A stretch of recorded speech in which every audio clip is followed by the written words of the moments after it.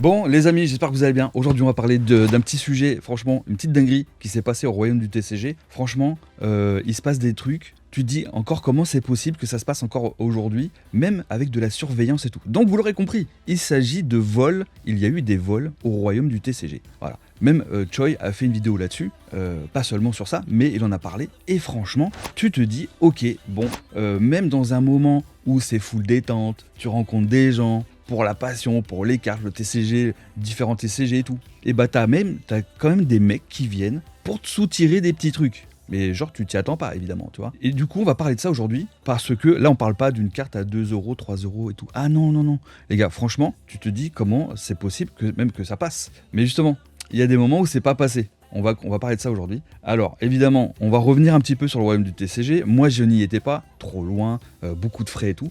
1600 km aller-retour, tu connais l'hôtel, l'essence et tout ça. Bon, déjà, avant de parler des vols qu'il y a eu, je vais vous donner un petit peu mon avis sur le royaume du TCG, et pas forcément sur celui-ci, mais je parle de manière générale sur les conventions TCG.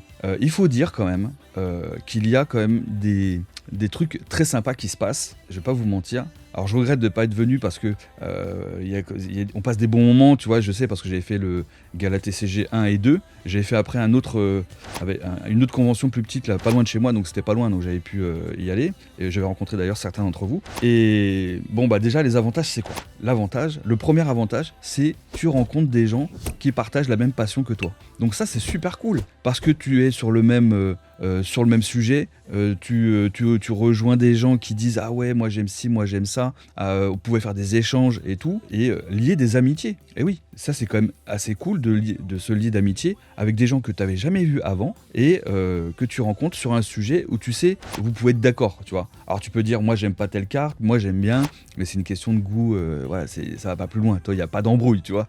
On va pas en venir aux mains parce que toi t'aimes cette carte là, tu vois, ça serait ouf en vrai.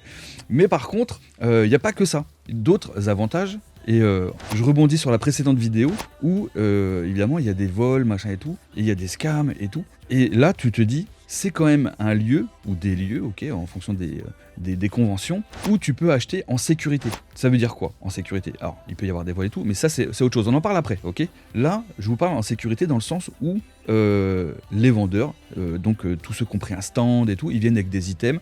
C'est des vrais items, c'est des vraies cartes, ce sont des vrais displays. Les mecs, vous les avez en face de vous, ils vont pas vous vendre du faux, des faux displays achetés sur AliExpress, tu vois. Donc ça c'est plutôt cool. Alors évidemment, il y en a qui vont me dire, je le sens venir dans les commentaires, n'hésitez pas d'ailleurs à me parler de votre expérience si vous êtes allé au royaume du TCG, parce que effectivement on a accès plus facilement à des items Pokémon, ou autres hein, d'ailleurs, autres TCG, qui soient des vrais. Sur internet c'est plus compliqué. Quand tu achètes à distance, moi je me suis fait scam là sur 2000 €. J'ai eu un coup de bol parce que le gars je l'ai traqué, machin et tout.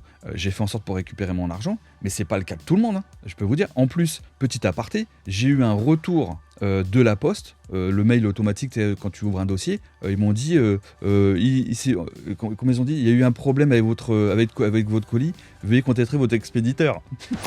Mon expéditeur, il est au courant qu'il y a un problème. Bon ok, on ferme les parenthèses, vous avez compris que la poste, elle t'aide pas trop dans ce moment-là, tu vois. Bon bref, le principal c'est que j'étais remboursé, c'est revenu sur mon compte, machin et tout, zéro problème. Enfin maintenant, moi j'ai plus de problème avec ça, avec cette histoire-là en tout cas. J'ai pourvu que ça revienne pas avec un autre truc. Donc du coup, on revient sur le sujet. Donc tu t'achètes un display, là tu peux non seulement le prendre dans les mains, tu regardes, c'est un vrai, il y a des trous, pas de trous, machin et tout. Donc c'est un peu la force des conventions. Et évidemment, il y en a qui vont dire ouais mais c'est cher, machin et tout. Oui, mais il y a plusieurs raisons à cela. Déjà, premièrement, les mecs qui tiennent des stands, faut payer la place. Les stands, ça peut monter jusqu'à 3000 €, si ce n'est plus, hein, d'ailleurs. 3000 € le stand, en fonction de tant de mètres carrés. Il faut évidemment faire un joli stand. Donc, tu as les grandes bannières, machin et tout, sur du vinyle et tout. Donc, tout ça, c'est super cher, les gars. Des bannières, c'est 200, 300, 400 €, plus encore, si c'est encore plus grand et tout. Donc, effectivement, ils sont obligés de rentabiliser à un moment donné. Tu vois, donc ils sont obligés de faire des prix un peu plus hauts, mais au moins toi, tu es sûr de repartir avec quelque chose de legit, tu vois, donc c'est super important. Moi aussi, je me suis déjà dit, ouais, c'est vrai que c'est un peu cher, machin et tout, certaines choses, mais en réalité, les gars, temps en temps, est-ce qu'il n'est pas plus intelligent de payer un petit peu plus cher et d'être sûr de ce que tu as dans ton petit sac? Tu vois ce que je veux dire? Donc, 2 poids 2 mesures, les gars. Ok. En plus, de ce que j'ai vu, il y avait pas mal de vendeurs et tout. C'est grand et tout. Il y avait il y avait Cards Hunter, il y avait Kibiki avec Choi, il y avait un port Poké Poké avec Ultimate Collector, Guidrul qui est aussi vendeur sur Vote, à qui j'ai acheté. Ah non, je sais pas si c'est lui. Non, c'est pas ça. J'ai déjà acheté des trucs, mais je sais plus quoi. Bref, il y avait qui il y avait plein de monde en vrai. Il y avait plein de monde. Allez voir sur le site du Royaume du TCG, vous allez voir, il y a tellement de monde.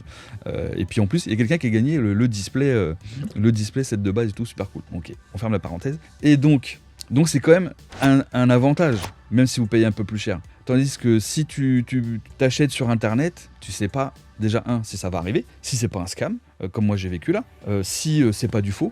Je vous rappelle qu'il y a pas très longtemps, il y en a qui ont acheté une boîte Rocket à 15 000 € en US, ils ont ouvert dedans, il y avait quoi, je sais plus, c'était pas du Rocket, ils ont pris une douille à 15 000. Après peut-être qu'ils se sont arrangés avec le vendeur, machin et tout, tu vois. Mais bref, tout ça, ça te mine, tu vois. Moi je vais pas vous mentir, quand tu perds 2000 €, tu es un peu en stress, quoi, tu vois. Alors imagine si t'achètes une boîte à 30 000 sur eBay et que tu reçois du G.I. Joe dans ton set de base, toi par exemple. Comme ça avait été le cas avec Logan Paul il y a un petit moment. Alors, on va savoir si c'est un coup monté de ce qui se dit, enfin bon bref. Vous voyez, le résultat reste le même, c'est que si tu ouvres une boîte, que c'est pas les bons boosters, déjà il y a un souci. Il y a un souci, c'est sûr. Donc c'est un peu l'avantage des... Il y a plusieurs avantages au final pour les conventions. Tu rencontres des gens, tu te lis d'amitié avec certains, tu partages des bons moments, tu peux faire des échanges, tu peux trade aussi, donc tu peux faire des échanges de cartes, tu vois, avec d'autres abos, mais tu peux aussi aller voir des vendeurs, venir avec des cartes gradées, ou un display, ou des boosters un peu vintage ou quoi, qui te les échangent contre un truc que tu as vu sur leur stand.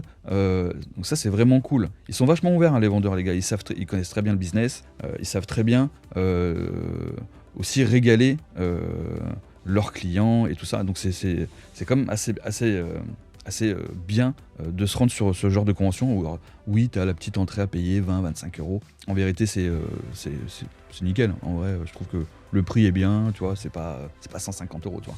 Donc, par contre, les gars, il y a l'envers du décor. C'est que tu as des gens qui viennent dans ce genre de convention pour te mettre des douilles. Et ça, c'est compliqué pour les vendeurs. Alors, évidemment, les responsables de ces conventions-là peuvent pas mettre un garde à chaque stand. Parce que si tu as 200-300 stands, t'imagines c'est tout autant de gardes d'agents de sécurité qu'il faut recruter.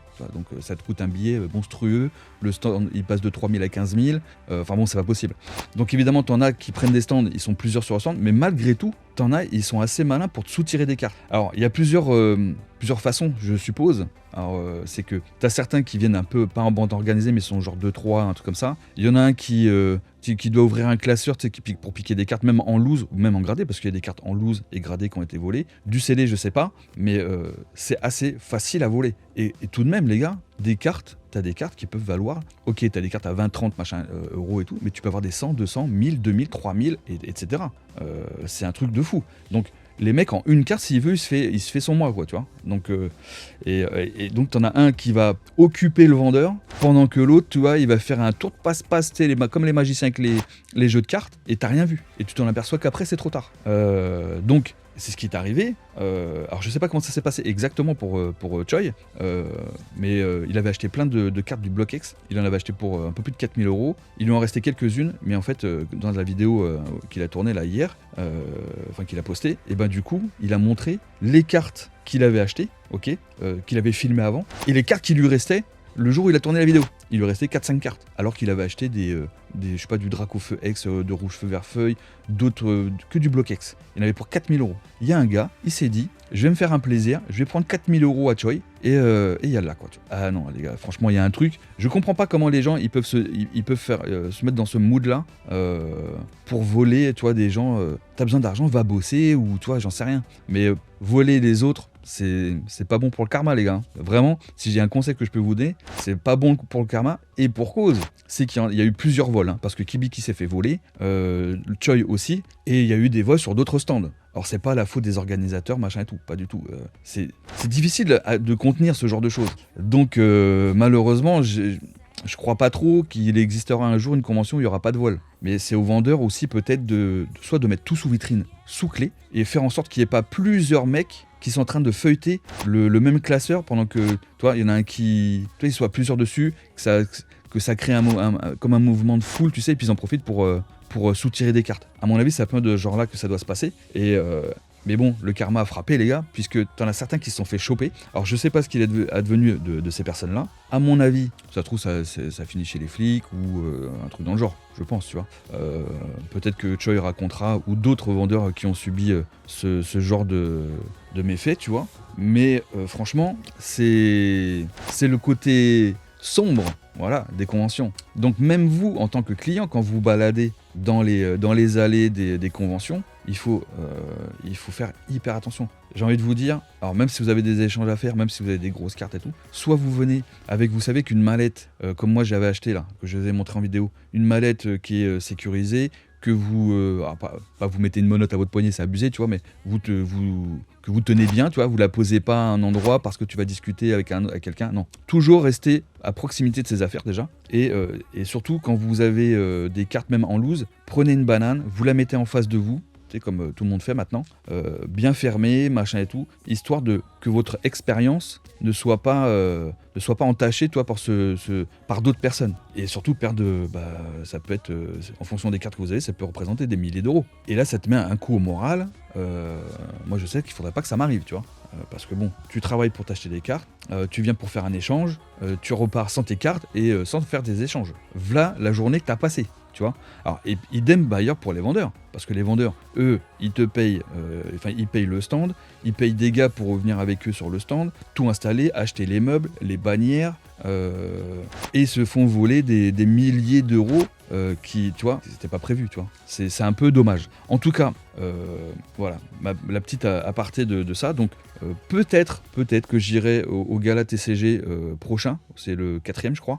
Voir si je suis dispo et tout, parce qu'évidemment ça donne envie d'y aller, hein, sans parler des vols machin et tout, mais le fait de rencontrer les gens, vous rencontrer, passer des moments comme on avait fait sur le gala 1 et 2 à Paris, ça c'était vraiment cool, et franchement il est possible que on verra si je suis dispo. Bon bref, de toute façon on s'en fout si je suis dispo ou pas, on verra, et puis c'est tout.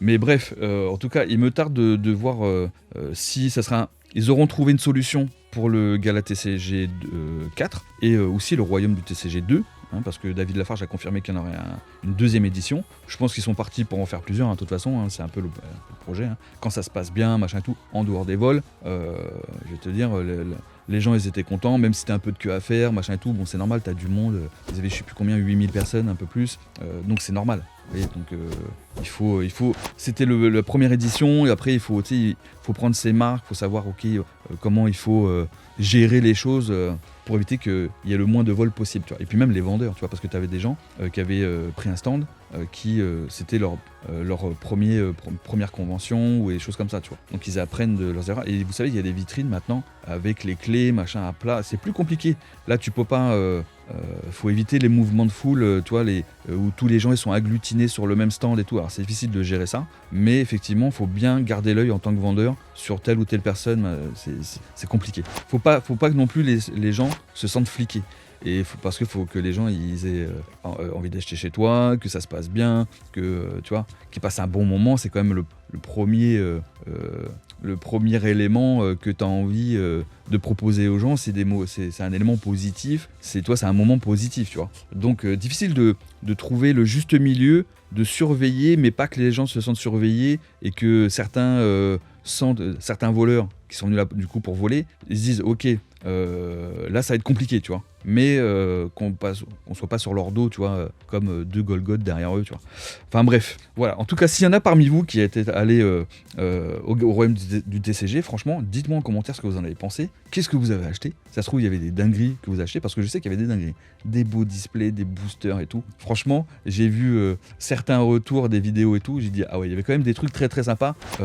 À la limite, j'ai envie de vous dire, heureusement que j'y étais pas. Parce que là, quand tu sais que c'est legit, machin et tout, tu vois, tu sais que c'est des vrais et tout.